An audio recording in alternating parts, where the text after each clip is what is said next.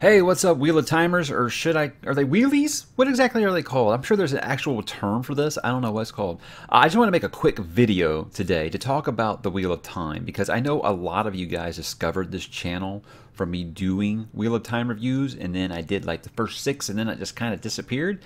I just want to let you know, in case you haven't watched some of the other videos where I've talked about this, is that I do intend to pick back up with the time. I took a quick break because I felt like I was reading so much of it that I wasn't retaining some things. Like I actually had to go through my notes before I made this video to bring up some stuff that I wanted to remember to talk about. So I do have it on the schedule at the beginning of next year to pick back up Book 7 and 8, Crown of Swords, Path of Daggers, which, by the way, Path of Daggers has like the coolest artwork. I mean, like, I'd like to have that blown up and put on my wall. That is such awesome artwork because, as you guys may know, the original artwork on these hardcovers are hit or miss, and more times they are miss than hit. You know, I mean, they make Rand look like he's about 48 on some of these. That's beside the point. Basically, what I'm going to talk about today is just where, as I approach the much dreaded slog that everyone told me about. If you talk to anyone that has read this series, before you begin, they'll tell you, great series, but yeah, books 7 through 10 are kind of bad. So it's like, well, that's encouraging. You know, let me get these big, giant books that are this thick, and let me tell me that 4 of them in a row are going to kind of be bad. But I feel like maybe that's lowered my expectations enough to where, I don't know, maybe it'll be different for me. I'll get into that. But what I want to talk about is where I kind of stand right now. I mean, I've never stopped thinking about this series as I've read some other stuff and caught up with some other series I'm going through right now. And I haven't stopped thinking about these characters, where they were at, what I want to see going forward. Some theories? I don't really call them theories because I don't really have a ton of theories at this point. Just some thoughts. So I'm going to talk about those, talk about what I'm looking forward to hopefully seeing, and what I think I'm probably going to end up seeing, just completely guessing off of, you know, usual traditional fantasy tropes. So let's break it down by character here. First up, we got the Dragon Reborn himself, Rand. I guess what I want to know after finishing Lord of Chaos, and guys, I haven't read past Lord of Chaos. Please, I want you guys to feel like you can talk about these things in the comments, but please try to be sensitive about spoilers. Like I had a theory about Demandred in my Lord of Chaos review, and a guy just flat out went on there and said, hey, spoiler, this is what happens. I mean, I want you guys to feel like you'll be able to talk with each other, but, you know, I've made it this far without being spoiled on stuff, so please, you know, try to keep those off of there, just the blatant spoiler stuff, because, I mean, obvious reasons. I haven't read it, so take it easy, please. Okay. So I don't want anyone answering these. These are just kind of where I'm at. Or, you know, tell me about what you felt similarly at this time if you have to. I want to know how Rand's going to act going forward, you know, after being thrown in a box and kidnapped at the end of Lord of Chaos, and just, you know, unleashing that rage at the end that he had. I kind of want to know how he's going to act going forward. Was that just like, was he throwing a tantrum, or is this the new normal? Is he going to be... I mean, in Moraine's last letter that she sent to him, he basically said, hey, yo, don't trust any Aes Sedai. And in my opinion, he did a very poor job of that. He let a lot of them get close. He let that good old 13 number happen. And he shouldn't have. It got him in a sticky situation. So is he going to be less trusting now? And not just of Aes Sedai. Is he going to be less trusting of everyone? You know, I mean, I want to believe he's still going to, you know, trust his boys, Matt and Perrin, but don't know. Something like that can kind of change a guy. With the whole forced bonding with Alana, which I kind of compared to, I mean, this might be insensitive, I kind of compared to rape in a way in this world. I could think that that's going to have some long-lasting after effects, obviously, on him trusting anyone going forward, but add on top of that being thrown in a box and kidnapped and held prisoner, yeah, I think that's going to change a guy. So there's going to be a little PTSD there. I think there has to be. You know, and the only reason he even got out of that is because he kind of decided to let that little crazy voice in his head loose there and kind of work together. So we're going to see some more of that, and if we're going to see some more of that, him actually, you know, being willing to work with that voice in his head, is there a point where he's going to let that voice kind of take control, and we're going to start to see less of Rand and see more of Lews Therin come back here? So lots of places, obviously, we can go with Rand going forward, and I'm interested to see a Rand that is... I don't think that he's been soft by any stretch. I don't think he's been. I mean, he basically been hanging people. It ain't a big deal to him. You know, he ain't afraid to make some sacrifices. But you know, his whole rule about I won't kill women, you know, even if they're evil, which cost him Moraine. Is he gonna start to revise that a little bit? Because, you know, he did some instant stilling after he got out of that box. So I think his rule is the only reason he didn't turn some of those to, you know, to puddles of goo right after that. So I'm interested to see how he's going to react just towards everyone going forward. Then we got Boy Wonder Matt. I call him Boy Wonder because, you know, he's got the Band of the Red Hand, and he's got the memories that he gained in the Shadow Rising, which, you know, basically he's a commander on the level of the 5 great captains at this point. You know, he's a hell of a strategist. He can figure anything out in a battle.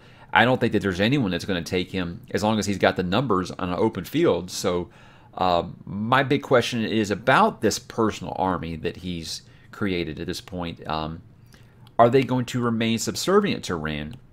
You know, Matt's tried to leave numerous times now, you know, but to Vere, and he always feels that pull back to Rand. But I think he could leave. I really do. I think that he's strong enough at this point where he could leave if he felt the need to. And I don't think he's going to be like, yeah, but you can use my army while I'm gone. If he leaves, I think he's taking that army with him. And, you know, it alluded to this, like, side quest, you know, that he's going on with Elaine and Nynaeve to find the Bowl of the Winds, I think it was called. By the way, I mean, I assume that controls the weather. I don't know, or something. You know, so like I said, does he take his army and go his own way after that? Especially when you got Elaine just acting like a, you know, these are PG-13 books. I'm gonna try to keep this PG-13. I feel like Elaine being really, really bitchy with him about acting like he's below her and. You know, let me see your Terangrial of your wolf medallion, acting like it was just like her right to do that, and he's like, nah, you know. And Nynaeve's always just like kicking him in the ass and stuff. So I think this might actually, you know, sour him to a point to where he's just, I'm done with you guys. And when you guys want to start acting like I'm as valuable as I actually am, peace. See you later. So there's something to look forward to.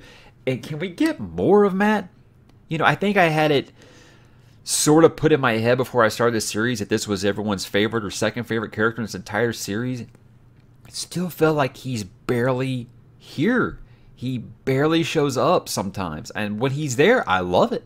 I love it. I still just don't see anything that makes this guy the clear-cut favorite to everyone. So maybe during this book 7 through 10 sloggish thing here, whatever you want to call it, maybe this is where the good side of this is that Matt actually shows up, or does he do a Perrin and he just disappears for 2 books? Still not over that, by the way, because let's talk about Perrin. I had said after Shadow Rising that I think he moved to the top of my power rankings because Lan just like disappeared. More on that coming up. I did not need to go almost 2 full books without Perrin in it. I'm not going to sit here and tell you I missed Fael or anything like that, but I don't hate Fael like a lot of people do. I just don't like how every time he sneezes, she's jealous of someone in the room for it. But you know, I believe, and I might be fuzzy on this. Like I said, I read so fast, I felt like I wasn't retaining some things. I believe he kind of acted like he was a little sickened after the carnage at Do My Wells. I mean, we're talking about people just being, what do they call them? Like, they were splashing, you know, it was like a meat grinder. So I can see just human nature where he's going to be disgusted by that. But is he disgusted to the point where he's like, yeah, Rand, I got to go back to the 2 Rivers. I'm Lord of the 2 Rivers now. I got to take care of things back there because this is just, yeah, this isn't my scene. You know, the whole battle of Emmonsfield, or battle for Emmonsfield was epic, and I think that pretty much gave him enough of a taste of war for a while. And then seeing this right after that, I think he might just be done with it. I don't know. I think he might want to just go home, be a lord, you know, have some babies, and just, you know, live a somewhat normal life. There's that whole Taviran thing in play that makes me wonder if he's going to be able to leave. But another thing is are Fael's folks, her parents, are they going to be a problem still? It seemed like he got enough on the same page with her father, forgetting their names at this point. But, you know, her mother was not quite so as accepting. Not that her father was accepting, but he seemed like, okay, we can make this work. Whereas her mother, I think they came for like an agreeable point for now. But I'm not sure that that's going to just go away. I'd be fine if it did. I liked the confrontation between Perrin and his new father-in-law. Stuff with her mother, I could do away with that. I could do away with the Fael being jealous story. I feel like there's a much better story to tell there with Fael. Much better built up than just her being jealous of people. So, there. I think it's Berylane that she's always super jealous of. So, I either need something to happen there to resolve that, or just drop it. That's my preference. Let's talk about Egwene, the Amerlin seat. Egwene, yeah, I didn't think I'd be saying that a book ago. My feelings about her being named the Amerlin aside, I think I said this in my Lord of Chaos review, and if I did, I'm sorry I'm repeating myself here. I gotta know, is she going to bend the knee to Rand? Because I just cannot forget, I believe the line was, kneel or you will be knelt, was said to all the Aes Sedai after it said that after the battle in the Lord of Chaos. I don't think that was just for the Aes Sedai in attendance. I think that Mazrim Taim is going to be like, yeah, and Rand are going to be like, yeah, that's all of you. I need to know that I can even be around you guys. So bend the knee, swear fealty, or you out. I don't think he's at a point where Rand's going to be ready to just throw away help. But like I said, his trusting nature is going to be much changed going forward, for sure. Still don't know why. I mean, I get it. I get that Jordan set it up earlier in his books, in these visions, that Egwene was going to be Amerlin's seat, and I feel like he had to do it at this point. There's a lot of the comments were that, you know, they conspired to do this because they felt like it was someone that they could control, and that's why they named her Amerlin. Not buying it. And it's mostly because of Nynaeve. And that's a good point to move on to Nynaeve here. She's proven that she can do anything that Aes Sedai could, a more powerful Aes Sedai could do with a little problem. She can do things that they can't do. You know, she's figured out how to cure stilling and gentling now. She's beat down Megideon twice. She even humiliated her in the last book. And by the way, now that Megideon's free, I don't think she's going to suddenly forget that. I think a reckoning is coming there, but I don't know. We don't know how much the other Forsaken are going to view Megideon at this point. I had someone tell me that, you know, she's actually like the least powerful of all the Aes Sedai, or all the Forsaken. And I don't know if there's a way to confirm that. I don't know if I want to know that, really. I don't know if there's like a power rankings. I'm sure there is in that Wheel of Time companion I bought back there. I opened it up and started reading it, and it's like, oh, spoilers! It's just straight spoilers, like right away. There is no, hey, don't read past this point. So I stopped doing that. So I don't know what the whole like power level of each Forsaken is. Obviously, I realize that some are more than others, but anyway, just going off of what I know from reading just the first 6 books, it feels like Megideon's been, you know, she's been beat down twice now, and she's gonna, now that she's free, she's gonna be coming looking for some payback. But like I said, I feel like Nynaeve can do anything at this point. She can cure stilling and gentling, but is she too overpowered? But even if she is, why? Okay, you're talking politics here. They wouldn't make her the Amerlin because they know for a fact they can't control Nynaeve. They feel like they can control Egwene. I don't know. I have a hard time getting behind that. And obviously, I think we're going to get some resolution to the split in the White Tower. And it's either going to be, you know, Elaida, get on our side or get out.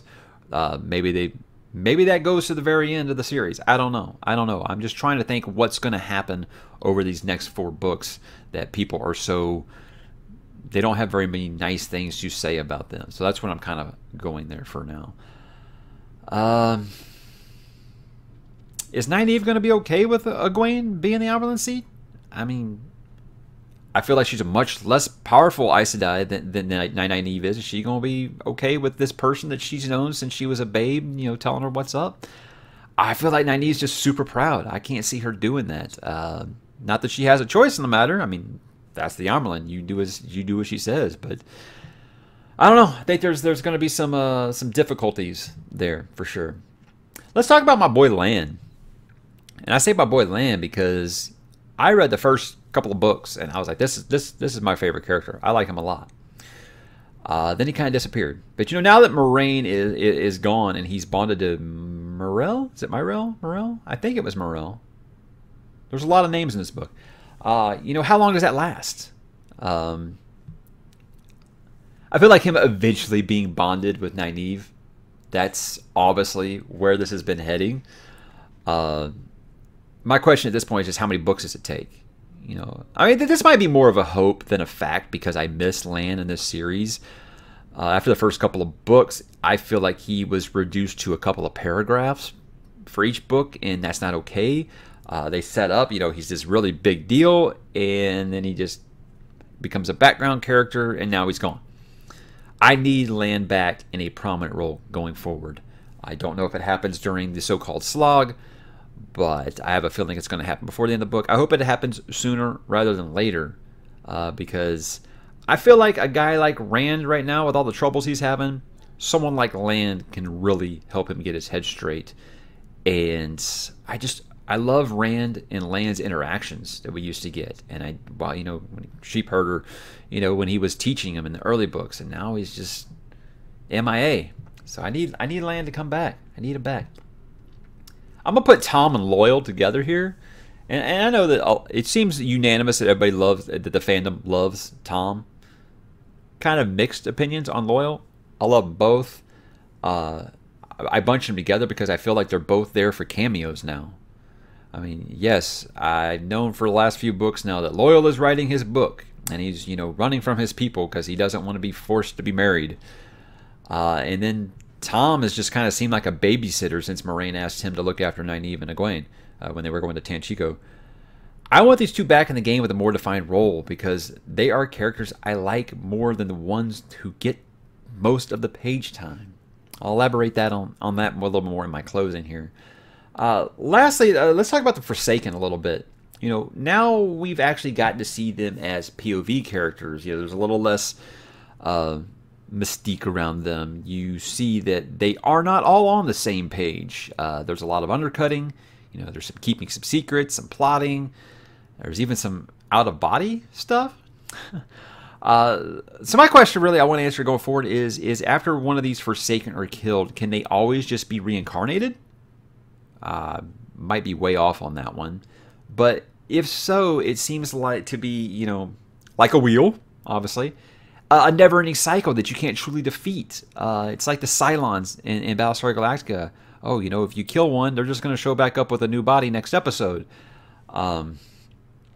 You know, I feel like in my Lord of Chaos review, that with Matt and Perrin's army, the Ashaman, the Rebel Aes Sedai, and all of Rand's compiled forces like the Aiel, is he just too big to fail at this point? You know, I look ahead and I see there's 8 books ahead of me before the last battle, so there has to be some setbacks here. You know, the Forsaken seemingly be able to just take, if they are able to just take a new body after dying, does that mean all the ones we've seen die up to this point, you know, Ravine, people like that, are they likely to come back with a new body and a new face? If so, tell me what happened to Osmodian. I mean, if I'm way off on this one, so be it. That's just what I'm thinking right now. Don't want to call it a theory. That's just the kind of the feeling I get. I did so many theories for so many years with while reading the Song of Ice and Fire books, and none of them really have been confirmed or denied, where I'm just exhausted with doing that. So I just like to kind of be along for the ride on some of these things and just have thoughts, much less theories. Because theories, I feel like if you build up theories and then it doesn't happen the way that you thought it would, you feel disappointed. And I don't want to feel that when I'm reading these fantasy stories. So, you know, as I approach the much maligned Slog, I feel like I have my expectations checked, and I'm hoping, since I don't have to wait years between the releases of these books going forward, I'm going to have a different experience with those than those who, you know, read it as it was released and had to wait, you know, sometimes 2-3 years between books. And you know, if the next few books are all talk and very little action, that's fine by me. I don't need that. I'm not one of those people who need something exploding every 100 pages to have a good time. I am much more immersed with this series in the character interactions than I am with the battles. Even if the battles are really great, I like the characters interacting with each other much, much more than those. So that's what I'm hoping they are. What I'm hoping they are not, and I'm afraid that they are, is Jordan taking 20 plus chapters to describe a dress or a castle to me? I know he's a master world builder, and I love his writing, and I think he's brilliant. Don't misunderstand me here. What I don't need to know is the history of how a particular fabric was created to make someone's dress. I have a feeling there's going to be a lot of that because I've heard people tell me it's such big world building in these next few books and very little plot development. But here's what I'll consider to be a huge success while going through the slog, and it may have some folks scratching their heads like, what? Really? Are you ready? I want less of the Wonder Girls. Now, before the usual attacks, no, I do not hate women characters. I'm not scared of strong women or whatever it is people say these days. I feel like I've been way more patient than a lot of fans who do not have much nice to say about Elaine and Nynaeve or Egwene. But I need less of them. It feels like since the Dragon Reborn that the books have just been dominated by these three. Meanwhile, characters I really like up to this point, such as Tom or Loyal or Lan and rest in peace Moraine, they seem to have just become background characters, and I'm not into that. Spread things around a little bit. That's what I want. That's what I'm hoping for. And I know Jordan is going to throw in a few dozen new characters in these next 4 books. So I feel like those 3 have been developed enough already. I'm not saying they need to disappear. I'm just saying I don't need 70% of the book being POV chapters from one of those 3. That's all. You know, meanwhile, really interesting characters like Matt get 3 or 4 POV chapters per book. That's not okay. I need something new going forward. I need a new formula, or I'm going to start to get a little frustrated. So that's what I'm hoping for as we begin Crown of Swords come New Year. That's my goal, is to start January 1, stick to my schedule, and start Crown of Swords, then Path of Daggers, and see where it goes from there. Like I said, I'm not going to speed run these because I was doing that at first and I felt like I wasn't retaining enough of it to the point where I had to consult my notes before I could do this video, because I was like, wait, where was everybody? What was going on at the end of the last book? You know, so I want to thank you guys that are Wheel of Time folks for being patient with me about this. I understand a lot of people were hoping I would just run through 14 straight, and I get that, and I'm thankful that anybody has any interest in what I have to say about the Wheel of Time books. It seems like more than any other fandom, they seem the most interested in seeing how others view this series for the first time, and that's great. I mean, if it weren't for you guys, I don't think I ever would have, you know, hit my first goal of 500 subscribers. So, you know, thank you guys for that, and I look forward to talking to you guys about this again soon. And the best way to do that is by hitting that subscribe button to help me out here. I had that goal of 500 subscribers. Hit that, so hopefully now my reviews can actually show up on YouTube, you know, because their algorithm's weird like that. I hope you'll watch some of the videos that are more than just Wheel of Time. Maybe you'll find a couple of book series you're not really into. As you probably know at this point, I'm big into the First Law series, which is still going. I'm going to read some more Sanderson. I know that a lot of the Wheel of Time folks are big Sanderson fans, understandably so, since he finished it. And since in my opinion, I think he has a very similar writing style to Jordan, and it's very clear that was his influence. So I'm going to be all over the place. You can check out my schedule video of what I have planned to read. I left a couple things out in there. Prince of Nothing series by R. Scott Baker is one that's been really pushed on me a lot. One individual viewer is always telling me to try the Conan books. I bought the complete collection of Robert E. Howard's Conan books, so